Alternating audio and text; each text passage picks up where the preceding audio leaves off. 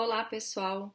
Meu nome é Lilian Rezende, eu sou professora da Universidade Federal de Goiás e nesse vídeo eu vou falar com vocês um pouquinho sobre os tipos de pavimentos que existem.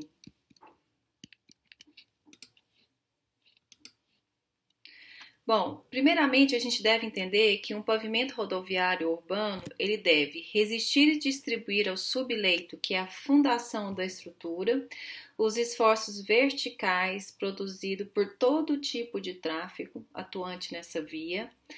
Ele deve também ser capaz de melhorar as condições de rolamento quanto à comodidade e segurança e também resistir aos esforços horizontais que vão atuar principalmente na camada que está em contato direto com a carga, tornando a superfície de rolamento mais durável. Sendo assim, nós temos três principais tipos de pavimentos mais comuns de serem utilizados aí nas cidades e rodovias brasileiras. Existem duas terminologias, né, para classificação desses pavimentos. A primeira é em função do tipo de comportamento mecânico e a segunda é em função do tipo de material, mas essas palavras nesse momento são consideradas sinônimos. Então existem os pavimentos flexíveis, também conhecido como pavimentos asfálticos, onde nós temos camadas compostas por diversos tipos de materiais geotécnicos, geralmente mais solos, e as camadas finais, principalmente a última, composta por um material asfáltico, uma mistura asfáltica, que pode ser quente ou fria. Já os pavimentos rígidos são aqueles em que a placa, né, a superfície é feita de concreto de cimento Portland. Então isso faz mudar todo o comportamento mecânico dessa estrutura. E existe um terceiro tipo que não está aqui nesse desenho, mas que seria considerado uma estrutura intermediária, conhecida como semi-rígida, que é onde você tem nas camadas inferiores ao revestimento asfáltico, a gente usa um material cimentado. Então, olhando um pouquinho mais a fundo esses principais tipos de estruturas, aqui no caso do pavimento asfáltico, nós podemos ter as seguintes camadas. Vamos começar de baixo para cima. A primeira camada é conhecida como subleito, na verdade ela é a fundação do pavimento, não seria uma camada, mas sim a superfície final do grade da terra, vindo da terraplenagem. Na sequência, nesse desenho aqui, poderia ter aparecido uma outra camada, conhecida como reforço de subleito. Essa camada ela é opcional e ela vai ser executada quando o subleito geralmente apresentar uma capacidade de suporte muito limitada. Na sequência, viria a subbase, que é uma camada também opcional. Geralmente ela é composta de materiais granulares e tem a função de reduzir a espessura da camada da base que vem em cima dela e melhorar a rigidez da estrutura. Na sequência vem a camada de base, que essa sim é obrigatória, essas camadas que estão com asterisco, elas seriam obrigatórias no projeto, e ela sim tem uma função de resistir e distribuir os esforços para as camadas subjacentes. E a base pode ser composta de materiais granulares ou materiais também melhorados com aglutinantes, por exemplo, cimento, cal ou o próprio cimento asfáltico de petróleo.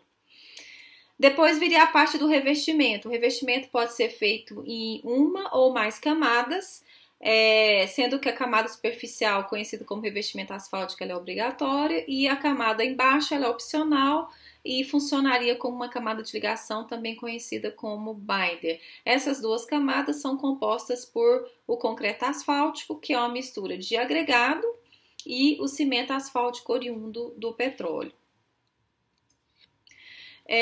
Aqui a gente vê a execução, né, a título de exemplo, de uma camada asfáltica quente, numa via urbana aqui da nossa cidade, em Goiânia.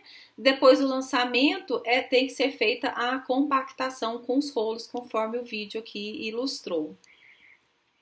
Já os pavimentos rígidos, a principal diferença é que a base e o revestimento são compostos por uma única camada que é obrigatória, que é a placa de concreto, pode ser armada ou não, e a subbase é uma camada opcional, que é colocada quando necessário, composta de materiais granulares, materiais cimentados ou então concreto compactado com rolo.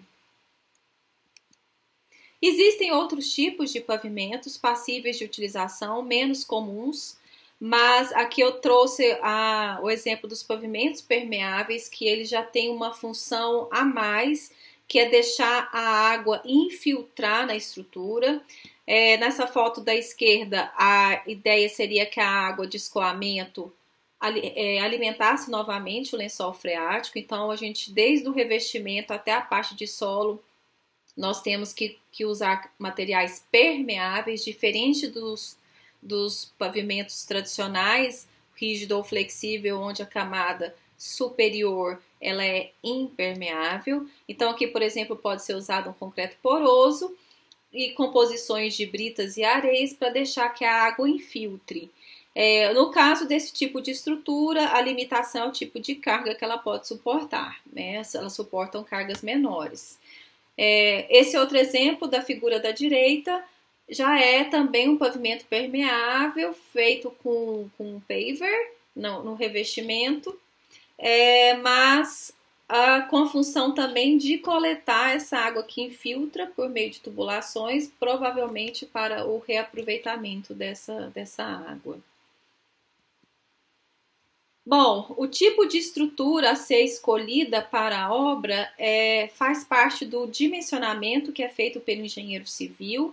Então, nesse dimensionamento, o engenheiro tem que pensar na estrutura, selecionar os materiais disponíveis para essa obra, definir quais camadas e as espessuras dessas camadas, de forma que essa estrutura projetada resista ao tráfego e ao clima e apresente durabilidade, ou seja, desempenho ao longo da vida útil de projeto.